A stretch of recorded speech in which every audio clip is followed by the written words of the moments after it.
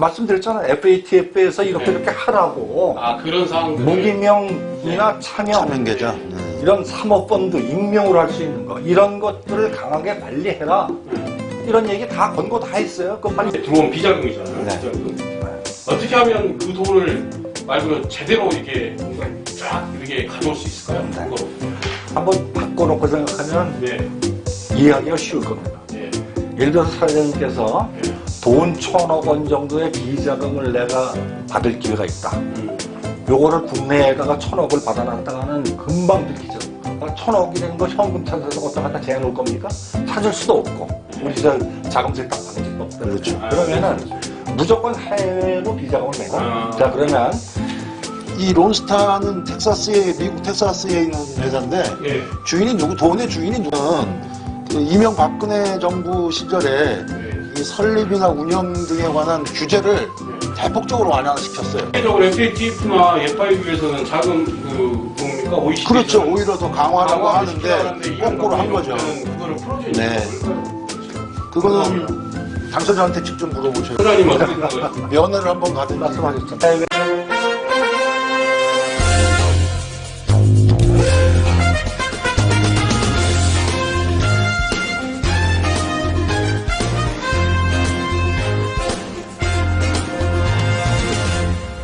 펀드가 예를 들어서 스위스의 비밀국 계좌를 만들었다. 네. 미국에서 익명의 제보를 해가지고 익명의 제보 아닙니다. 발각이 됐어요. 실명의 네. 제보. 실명 제보를 네. 해서 발각이 됐는데 고발했죠. 그 사람은 이제 깜빵을 살았잖아요. 스위스에서. 네. 스위스인 모양이죠. 네. 스위스 UBS 직원입니다. UBS 직원인데 네. 그분이 네. 교도소 살았어. 살았는데 그러면 스위스는 말 그대로 그렇게 FATF에서 뭐 그런 제약을 전혀 안 받습니까? 아닙니다. 그것도 이제 네. 스위스의 비밀 계좌라는 말을 옛날부터 많이 했잖아요. 네.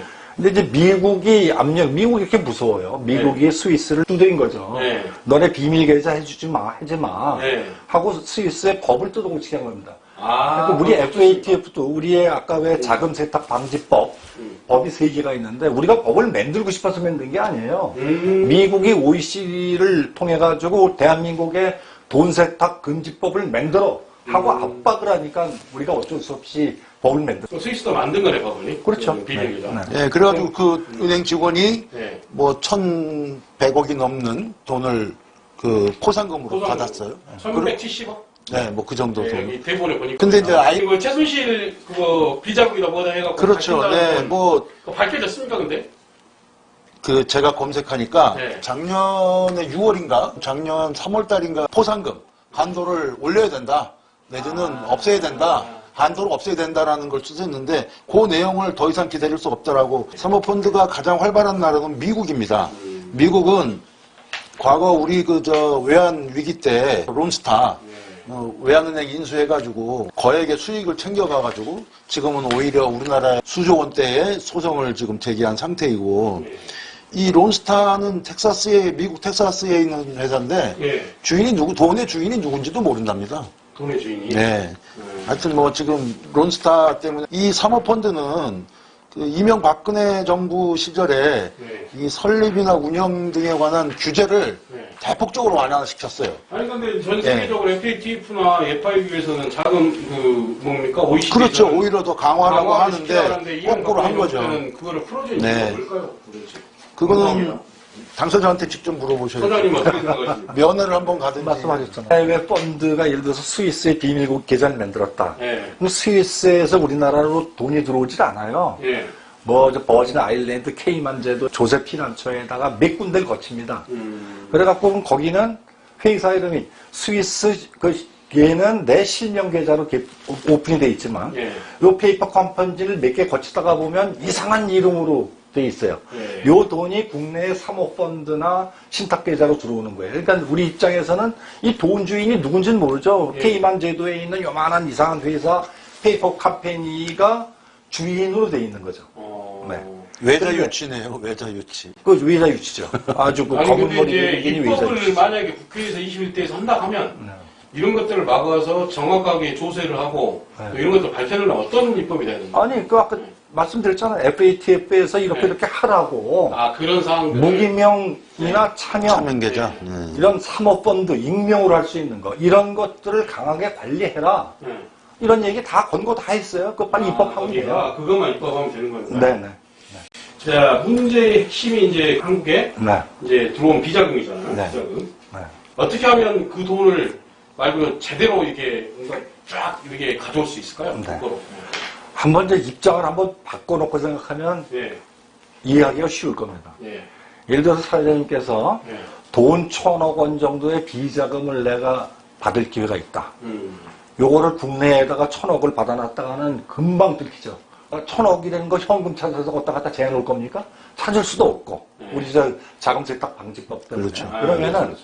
무조건 해외로 비자금을 만들어야 돼. 해외 계좌로. 아. 자, 그러면 일반인이 해외 계좌 1,000억짜리 해외 계좌를 만들 수 있다고 생각하십니까? 불가능해요. 그러면은 현지에 라부안, 아시아 같은 홍콩이나 뭐 이런 데 가서 그래서 이 사람들이 그러면 회계사나 변호사의 자문을 받습니다. 자문을 받지 않고 1,000억을 어디다 계좌 열지도 몰라요, 일반인들은. 그런데 이거를 차명으로 내가 비자금을, 계좌를 맡기겠습니까? 못 맡깁니다. 왜냐하면 1,000억이라는 돈은 나와 내 직계가족, 내 애들이 아니면은 이걸 다른 사람으로 차명으로 했다가 걔가 그걸 그냥 들고 가버리면 어떡해요? 그렇죠. 그러니까 대개 쓰는 수법은 뭐냐면 이중 국적을 합니다. 지금 에스토니아 같은 데는 돈 얼마만 주면 국적을 그냥 거기 그 나라에 에스토니아 가지 않아도 국적을 줘요. 에스토니아 국적을. 그렇죠. 그럼 에스토니아 국적의 시민권을 가지고 에스토니아 사람 이름으로 차명 계좌를 개설합니다. 그러면 이런 것들은 아까 회계사나 변호사 이 사람들은 압니다. 자기가 자문해줬고 1,000억이라는 비밀 계좌를 만들어주는 과정에 예. 그 돈을 받아들인 투자은행에 예. 그 PB 담당자도 압니다. 프라이빗 뱅킹 담당자도. 요 사람들을 예. 그때 FATF가 권고하기는 뭐라고 그랬냐면 회계사나 변호사 이런 사람들을 DNFBP Designated Non-Financial Business Persons 그러니까 금융기관 담당자가 아니면서 예. 요런 자금 세탁 업무에 관여하는 컨설팅을 해주는 사람 요 사람들도 의무를 강화하고 관리를 강화하고 관련 법을 만들어라 이렇게 우리한테 권고를 했어요. 아, 한국이 공부한 겁니까, 이거를? 우리 지난번에 그 방송 다 네, 했잖아요. 네, 그런데 이제 우리나라에 보면 예. 국적법이라고 합니다. 국제조세조정에 관한 법률이라는 게 있어요. 법이 보면 해외 계좌를 우리 국세청에 신고를 하게 돼 있어요. 예. 그런데 신고를 안 했을 때 제3자가 신고를 해주면 포상금을 줍니다.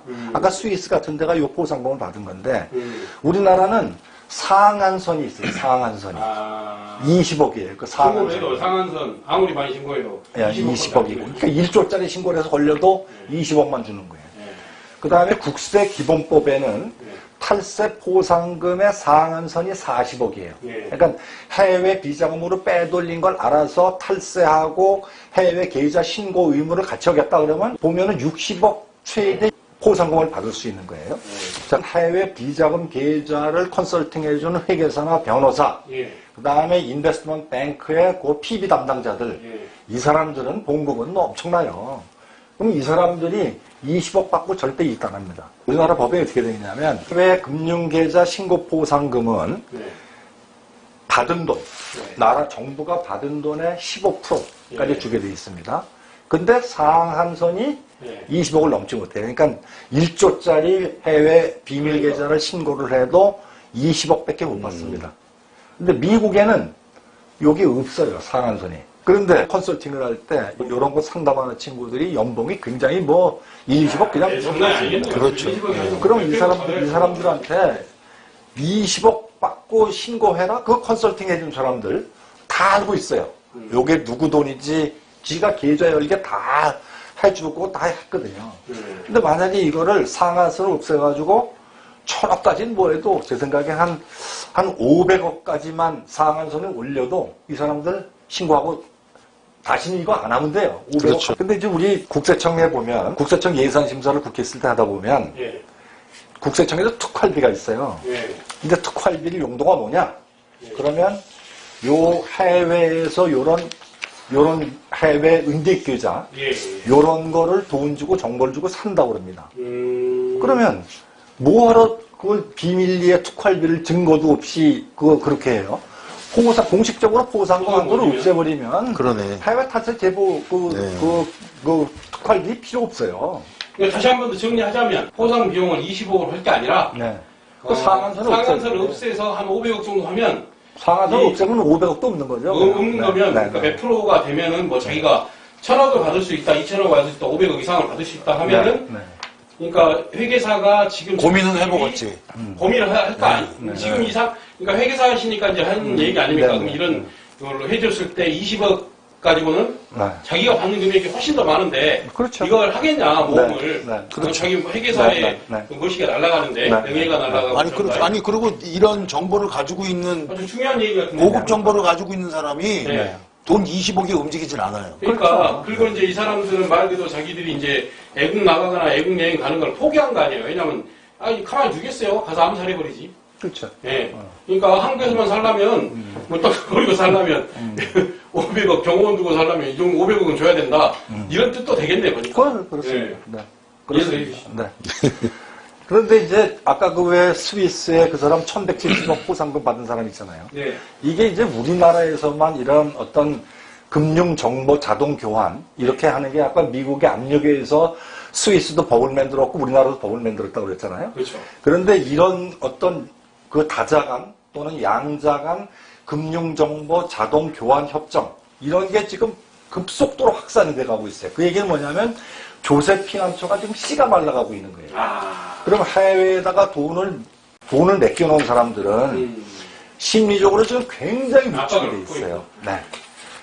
그런데 하나 또 좋은 점은 해외에 그런 돈이 대한민국에 그 돈을 갖고 들어와서 3억 펀드로, 익명의 3억 펀드로 이장을 해서 숨어서 뒤에서 끝발은 다 누리면서 사업을 하고 있다.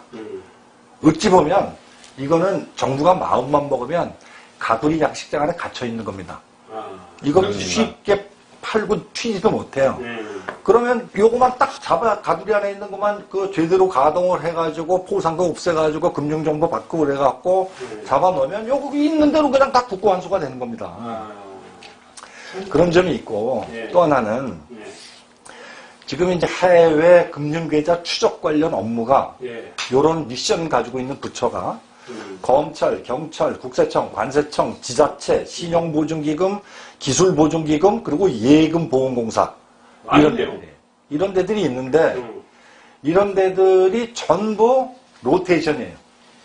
이건 문제 있다. 노테이션 해야 될 게 있고 안 해야 될 게 있는데 이거는 이렇게 해서는 될 일이 아니라고 봅니다. 이거는 전담기관의 독립기구를 만들어야 돼요.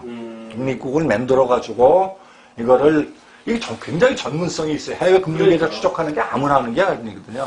순환보직에서 3년역이 좀 쌀만하면 딴 데로 보내버리고 이렇게 되면 그 전문성이 축적이 될 수가 없습니다. 그래서 근데 FITF에서도 우리한테 지적을 했지 않습니까? 이 전문성을 두려면 그렇습니다. FIU의 파견직으로 운영하고 조금 다른 얘기죠, 그거는. 그 파견직으로 하지 말고 아예 거기서 직접 고용을 해라. 그런 얘기고 저는 FIU가 직접 수사 책임을 갖고 있는 건 아니에요. 검찰이나 경찰 이런 데서 수사 책임을 갖고 있는데 이런 데에서 해외 계좌 추적을 하는 사람들이 경찰청 내에서 검찰 내에서 순환보직이 되기 때문에 경험을 좀 쌓을만 하면 딴 데로 보낸단 말이에요. 이러지 말고 이거는 그렇게 하면 안 되겠네요. 범부처에서 요 해외 금융계좌 추적하는 사람들을 모아가지고 별도의 독립된 기구를 만들어야 됩니다. 그러니까 FIU도 말 그대로 독립된 기구를 만들어서 전문성 있는 사람이 있고 말씀하셨던 이 기관도 뭐 이름은 아직 안 지어졌지만은 그 기관도 있어갖고 그렇죠. 정말 애국으로 우리나라 불명예스러운 지금 해외 자금 유출 그러니까 말 그대로 비자금 도피한 거죠. 1위 국가 그리고 공산 국가 빼놓고 러시아하고 그 중국 빼놓고는 우리나라가 전 세계 1위잖아 1등이래요. 그러니까 근데 그걸 없애자 이런 좋은 내용이 실행된 거죠. 그렇습니다. 그리고 마지막 한마디가 이 지금 우리나라의 경찰, 검찰, 국세청 이런 데 기관들 간에 해외 금융계좌 추적 뭐 해외 어떤 금융 범죄 이런 거를 제가 알기로는 정보 교환을 안 하고 있어요. 부처들 간에서. 관세청은 관세청대로, 국세청은 국세청대로, 따로 검찰은 따로 검찰대로. 공고가 네. 있다. 그러니까 이거를 통합 DB, 그 FATF에서 그런 걸 권고합니다. 정보를 한 군데로 모아서 집중 관리되라. 정보 관리를 또 해야 되고 해외 금융계좌 추적하는 전문 독립된 기관도 만들어서 800조가 되는 돈 바깥으로 빠져가갖고서 그게 만약에 불어났으면 지금 1000조 뭐 이렇게 됐을 거거든요.